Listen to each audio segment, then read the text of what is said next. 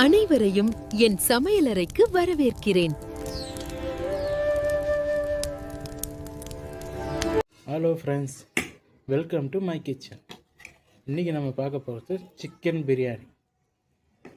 எப்படி செய்கிறதுன்னு நம்ம பார்க்கலாங்களா? இந்தமாரி அரிசி உடையாமல் உதிரி உதிரியாக வரணும்.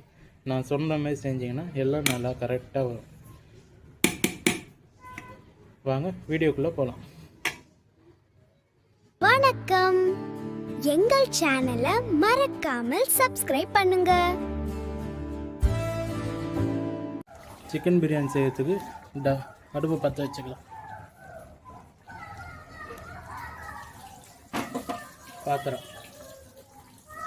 பாத்திரம் நல்லா சூடானோன்னு எண்ணெய் சேர்த்துக்கலாம்.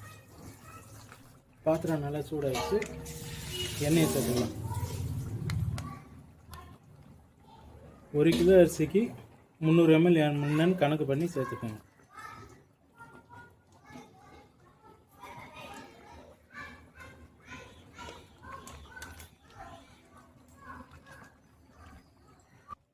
எண்ணெய் நல்லா சூடாகிடுச்சு.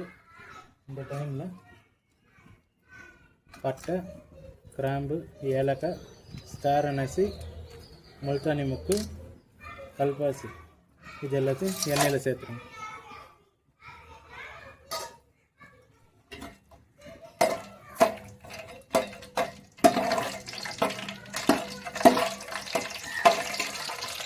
லைட்டாக பொறுமையான வெங்காயம் சேர்த்துக்கலாம்.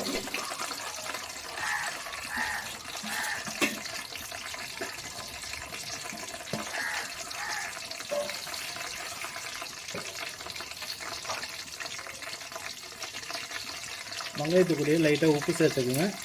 அப்போ தான் வெங்காயம் சீக்கிரம் வதங்கி கிடைக்கும்.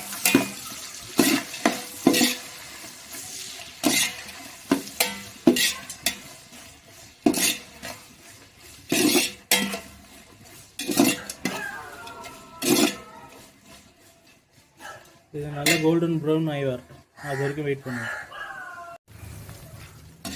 இப்போ பார்த்தீங்கன்னா நம்ம போட்ட வெங்காயம்லாம் நல்லா வதங்கிடுச்சு. பார்த்தீங்கன்னா இந்த டைமில்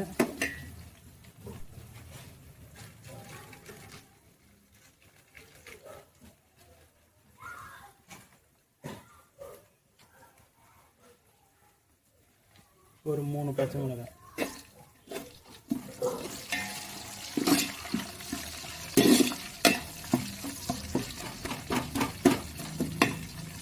பச்சை மிளகாய் இந்த மாதிரி வெட்டி விட்டுருங்க. அவ்வளோதான், அது அதிலே வதங்கிடும். அதுக்கப்புறம்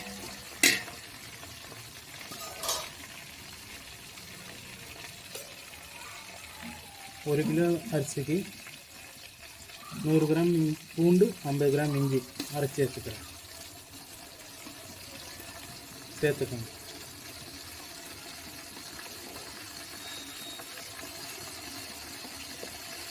பிரியாணி பொறுத்தவரைக்கும் இஞ்சி பூண்டுக்கு டேஸ்ட்டு தான் டேஸ்ட்டு. இது நல்லா பச்சை வாசனை போகிற வரையும் நல்லா வதக்கணும்.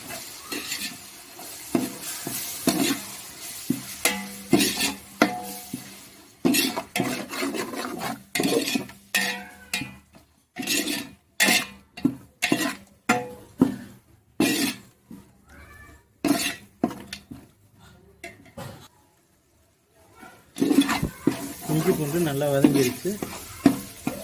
இந்த டைமில்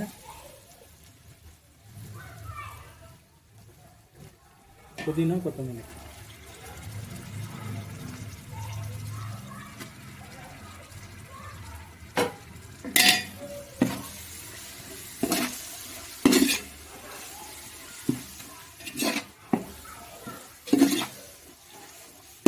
புதினா கொத்தமல்லி ரொம்ப நேரம் வதக்கணும்னு அவசியம் இல்லை. இதை போட்டு நல்லா பெரட்டி விட்டுட்டு தக்காளி,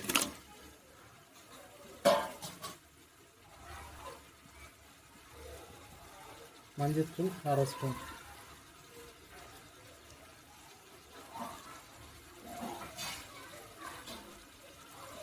தனி மிளகாய்த்தூள் 1 ஸ்பூன்,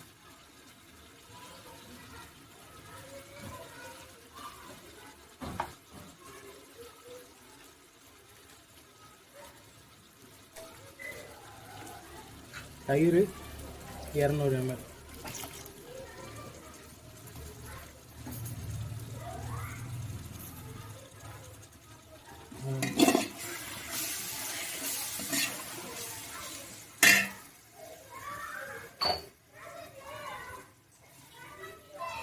பிரியாணிக்கு தேவையான உப்பு.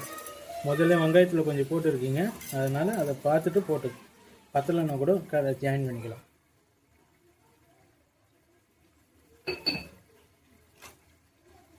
இது எல்லாத்தையும் சேர்த்து மசாலா கொஞ்ச நேரம் வேக விடுங்க.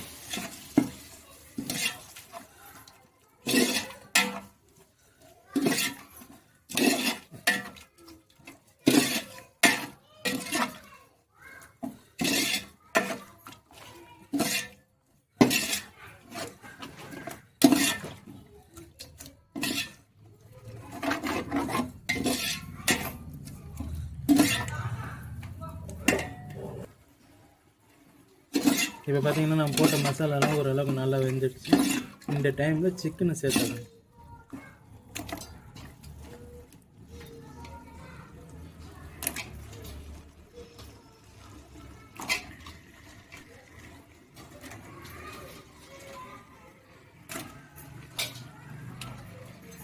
சிக்கனை சேர்த்து எல்லா மசாலாவையும் ஒன்றா சேர்த்து சிக்கனை ஒரு 5 நிமிஷம் இதை அப்படியே விட்டுருங்க.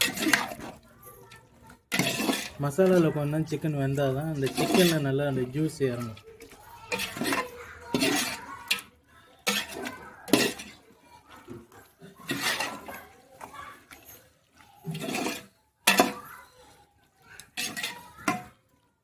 இது அப்படியே மூடி வச்சுருவோம்.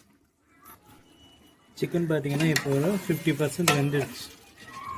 இந்த ஸ்டேஜில் நம்ம அளவு தண்ணி ஊற்றிக்கலாம்.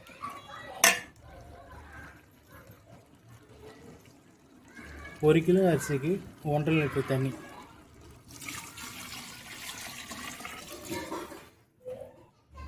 தண்ணி சேர்த்துட்டு நல்லா ஒரு கலரி விட்டுட்டு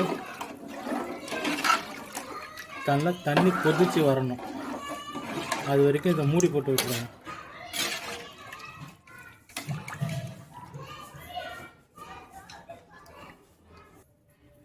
பார்த்தீங்கன்னா நம்ம தண்ணி நல்லா கொதிச்சிச்சு. பார்த்தீங்கன்னா இந்த ஸ்டேஜில் அரிசி சேர்த்துக்கணும்.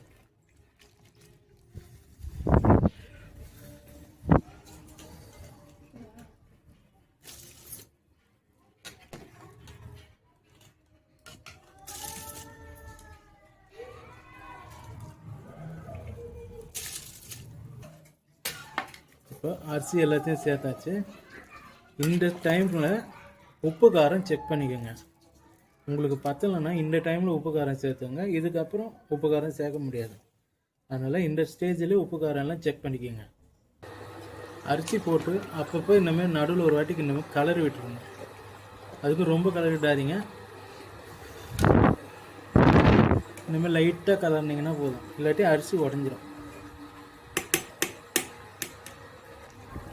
இப்போ பார்த்தீங்கன்னா நம்ம ஊற்றின தண்ணியெல்லாம் நல்லா உறிஞ்சிச்சு. பார்த்தீங்களா, அவ்வளோதான், டம் போகிறதுக்கு ரெடி ஆகிடுச்சு.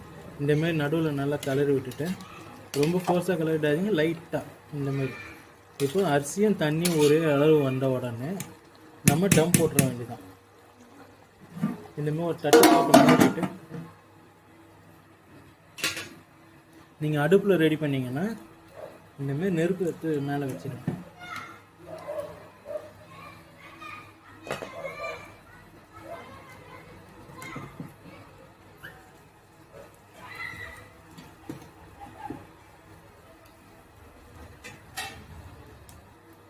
இந்தமாரி அடுப்புலேருந்து நெருப்பு கற்று மேலே தட்டு மேலே வச்சுட்டிங்கன்னா ஒரு 20 நிமிஷம் இப்போ அப்படியே விட்டுருவோம். நம்மளுக்கு பிரியாணி நல்லா டம்மாகி வந்துடும்.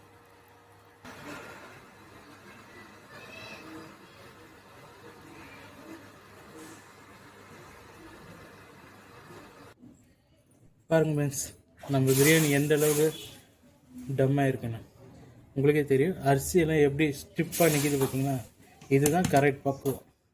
இந்த மாதிரி இருந்துச்சுன்னா நம்ம பிரியாணி பக்காவாக செட் ஆகிடுச்சு. பாருங்கள், அரிசி அப்படியே உதிரியாக வருது பார்த்தீங்களா. பாருங்கள், குழையில் நம்ம போட்ட அரிசி அப்படியே இருக்கு. அவ்வளோதான் பஸ், இதுதான் பிரியாணி ரெடி. பாருங்கள், அரிசி எதுவுமே உடையல, நல்லா உதிரியாக வந்துச்சு. அவ்வளோதான், ஓகே. இது நீங்கள் வீட்டில் ட்ரை பண்ணி பார்த்துட்டு கமெண்ட் பண்ணுங்கள், லைக் பண்ணுங்கள், ஷேர் பண்ணுங்கள், சப்ஸ்கிரைப் பண்ணுங்கள். Thank you friends.